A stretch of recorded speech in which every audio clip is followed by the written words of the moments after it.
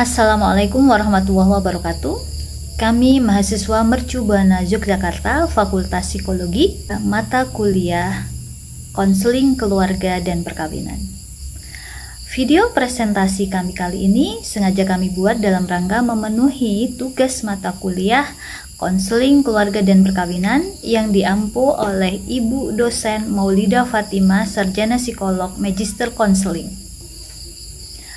Pada sosialisasi psikoedukasi kali ini, kami akan membahas terkait masalah infertilitas, salah satu masalah reproduksi yang banyak juga dialami oleh pasangan menikah. Pada pembahasan kali ini, kami berdelapan akan mencoba untuk menggali lebih jauh permasalahan infertilitas ini.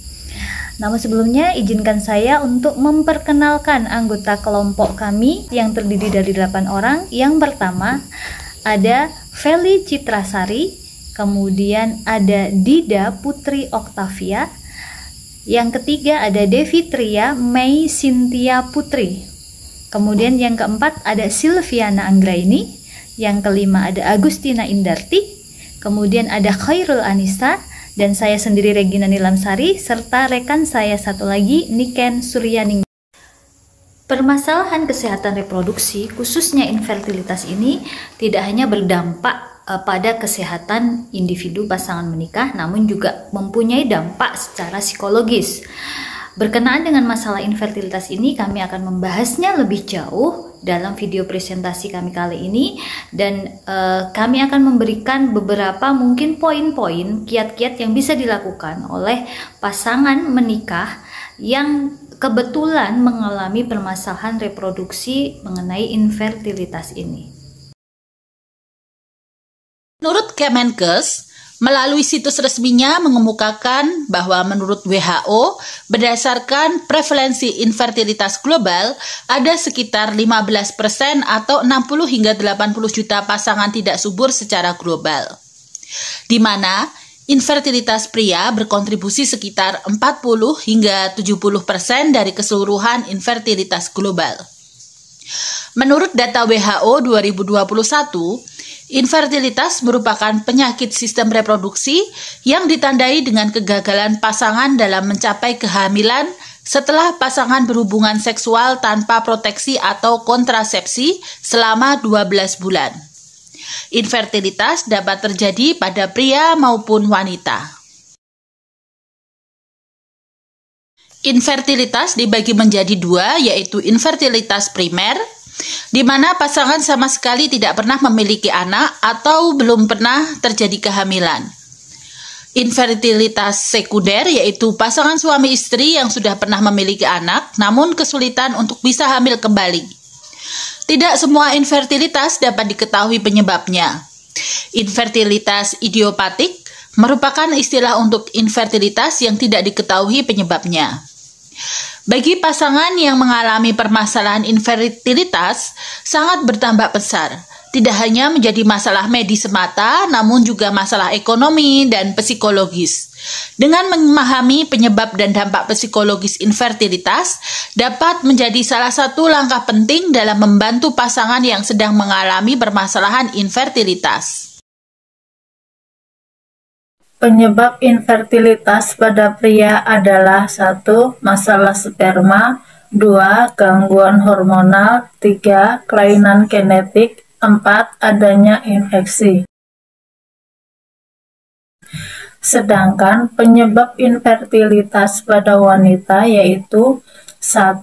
Masalah ovulasi, 2. Endometriosis, 3. Gangguan tuba falopi, 4. Faktor umur, dan 5. Gaya hidup. Sekarang kita berbicara tentang diagnosa. Pentingnya diagnosa dini. Diagnosa dini sangat penting dilakukan agar pasangan dapat segera mendapatkan penanganan yang tepat sehingga dapat meningkatkan peluang keberhasilan untuk memiliki anak. Pemeriksaan medis yang komprehensif dapat mengidentifikasi penyebab infertilitas dan membantu dokter untuk menentukan langkah-langkah penanganan yang sesuai. Pemeriksaan infertilitas pada pria. Pada pria, penanganan kasus infertilitas dapat dilakukan dengan metode anamnesisi, yaitu dengan mengidentifikasi faktor resiko dan kebiasaan hidup pasien meliputi 1. Riwayat medis dan riwayat operasi sebelumnya. Yang kedua, riwayat penggunaan obat-obatan dengan atau tanpa resep dokter dan alergi. Yang ketiga, gaya hidup dan riwayat gangguan sistemik. Yang keempat, riwayat penggunaan alat kontrasepsi. Dan yang kelima adalah riwayat infeksi sebelumnya, misalnya penyakit menular seksual dan infeksi saluran nafas. Selain itu, juga dapat dilakukan pemeriksaan fisik seperti penampilan umum, palpasi skrotum untuk menentukan ukuran dan konsistensi testis, palpasi epididymis untuk melihat adanya distensi atau indurasi, serta pemeriksaan kemungkinan adanya kelainan pada penis atau prostat. Dan yang terakhir, dengan melakukan analisis sperma, di mana pemeriksaan ini dilakukan untuk melihat jumlah, motilitas, dan morfologi sperma, fungsi endokrinologi, serta penilaian antibodi antisperma. Pemeriksaan infertilitas pada wanita. Pada wanita, pemeriksaan infertilitas dapat dilakukan dengan tes ovulasi.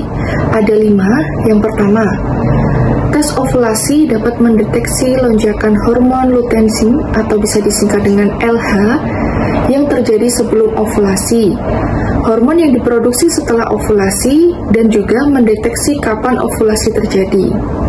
Yang kedua, pemeriksaan chlamydia trachomatis. Pemeriksaan ini melibatkan tes untuk mendeteksi adanya bakteri chlamydia trachomatis pada saluran genital. Yang ketiga, penilaian kelainan uterus.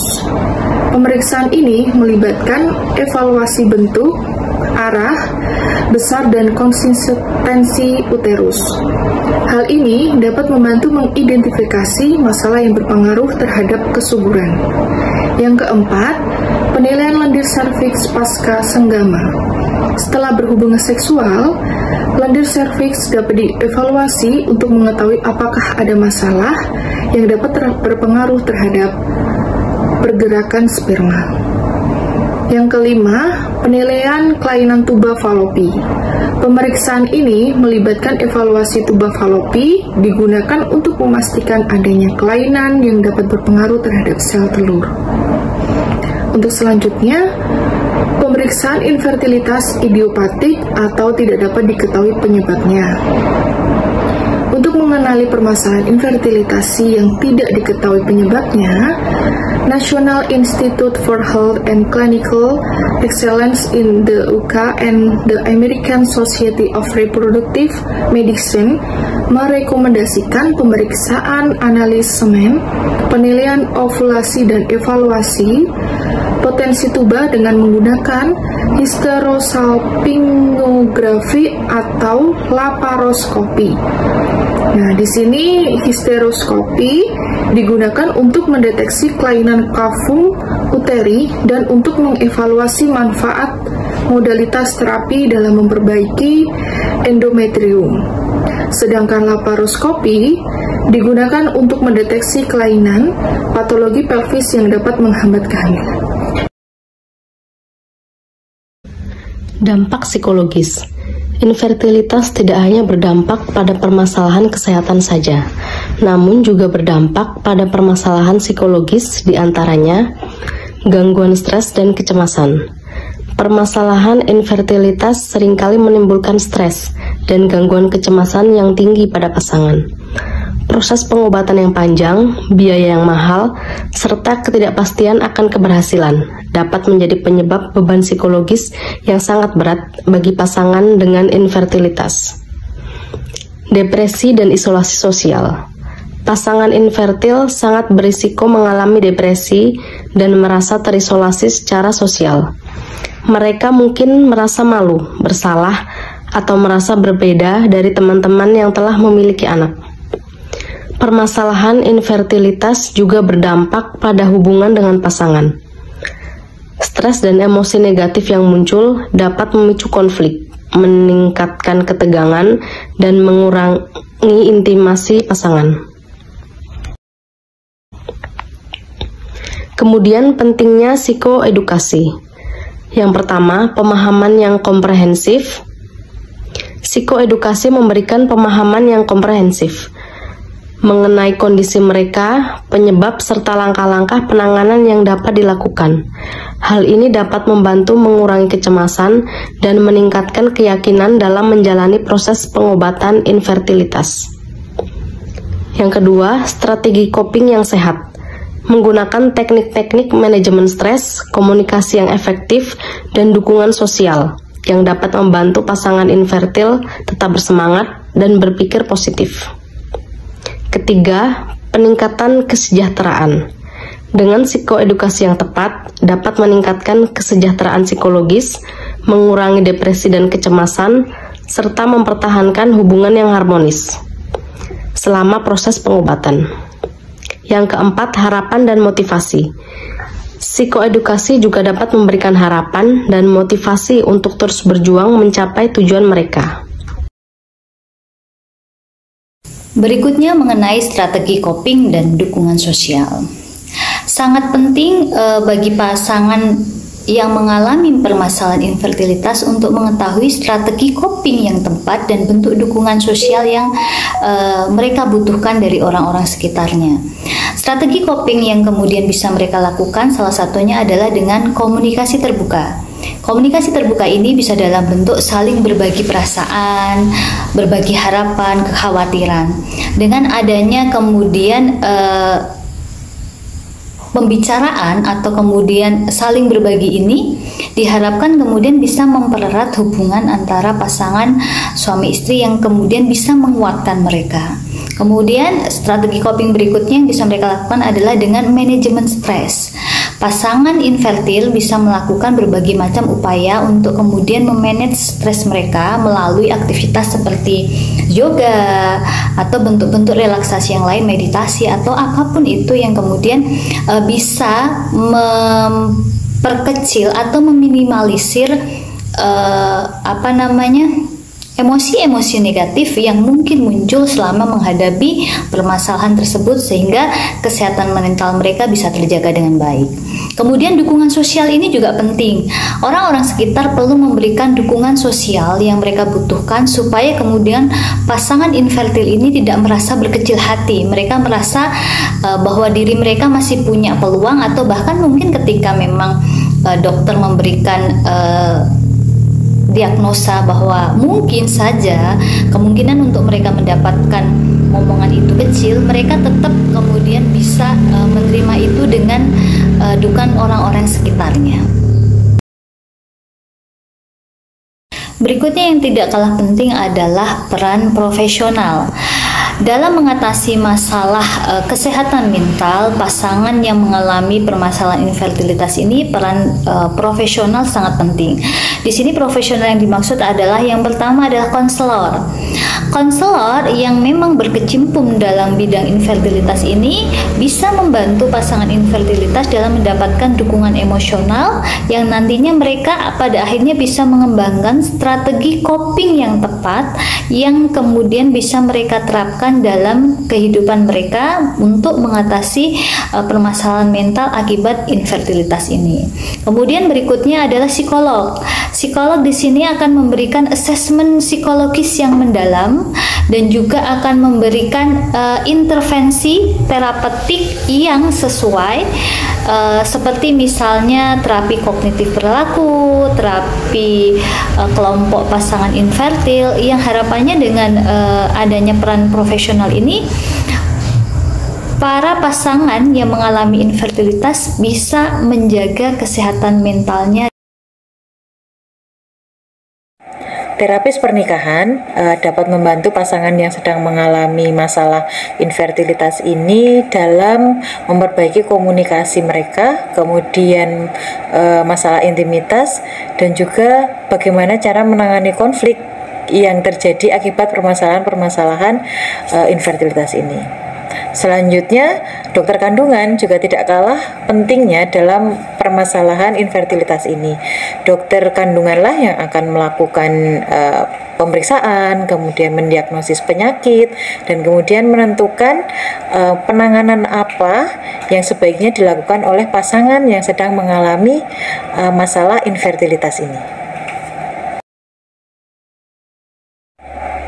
Hal-hal yang bisa kita lakukan sebagai pencegahan dari permasalahan infertilitas ini, misalnya satu, kita bisa melakukan pemeriksaan kesehatan secara rutin. Tentunya pemeriksaan kesehatan ini ke pemeriksaan kesehatan reproduksi ya, dan ini bisa kita lakukan dengan memeriksakan diri kita dan pasangan kita ke dokter spesialis obstetri dan ginekologi. Kemudian yang kedua, hal yang bisa kita lakukan adalah melakukan pola hidup sehat. Pola hidup sehat ini di sini tentunya misalnya kita makan makanan bergizi, kemudian menghindari rokok, menghindari zat aditif lainnya, dan tentunya melakukan olahraga juga secara teratur. Yang ketiga, hal yang bisa kita lakukan, manajemen stres. Kita tahu stres ini bisa berpengaruh pada imun tubuh. Semakin kita tidak bisa mengontrol stres kita, nanti tubuh kita akan terpengaruh dan jatuhnya akan ke penyakit fisik. Kemudian ternyata penggunaan alat kontrasepsi yang tepat itu juga dapat dilakukan untuk meminimalkan adanya infeksi yang sekiranya bisa menyebabkan terjadinya masalah kesuburan ini. Dan jika ada kondisi kesehatan yang ternyata menyebabkan permasalahan infertilitas ini, misalnya PCOS atau endometriosis, sebaiknya kita melakukan konsultasi ke dokter spesialis ya, untuk kemudian menentukan apa penanganan yang tepat yang sekiranya bisa dilakukan untuk mengobati kondisi ini. Berikutnya terkait penanganan. Bagi pasangan yang udah lama menikah tetapi juga belum dikasih keturunan, nah saat ini dengan kemajuan teknologi dan perkembangan zaman, terutamanya di bidang kesehatan, itu udah ada program untuk biar bisa hamil gitu ya, program kehamilan. Nah itu seperti program fertilisasi in vitro, kemudian inseminasi buatan. Nah, tapi bukan hanya program kehamilan saja, perlu adanya dukungan emosional dan juga dukungan mental dari lingkungan sekitarnya. Nah, yang paling utama itu tentunya ada dukungan antar pasangan. Jadi dukungan seperti saling terbuka, komunikasi yang baik, itu juga mempengaruhi dalam proses untuk mendapatkan keturunan. Begitu. Mungkin itu saja yang bisa kami sampaikan dari kelompok 4 terkait presentasi kami. Kurang lebihnya kami mohon maaf. Dari kami, saya akhiri. Wassalamualaikum warahmatullahi wabarakatuh. Terima kasih.